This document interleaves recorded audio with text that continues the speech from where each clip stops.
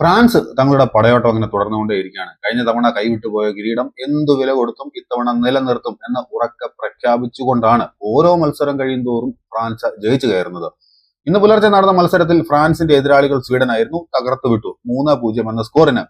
അവരുടെ മുന്നേറ്റ നിരയെല്ലാം മികച്ച പ്രകടനമാണ് കാഴ്ചവെച്ചുകൊണ്ടിരിക്കുന്നത് എന്നത് അവർക്ക് ആഹ്ലാദം തരുന്ന ഒരു കാര്യം തന്നെയാണ്. എന്തായാലും എംബാപ്പെ വീണ്ടും ഇരട്ട ഗോളുകളുമായിട്ട് തിളങ്ങി. പുത്തൻ കുറെ റെക്കോർഡുകളും അദ്ദേഹം ഈ ഒരു മത്സരത്തിലൂടെ തന്നെ കൂട്ടിച്ചേർക്കുകയും ചെയ്തിട്ടുണ്ട്.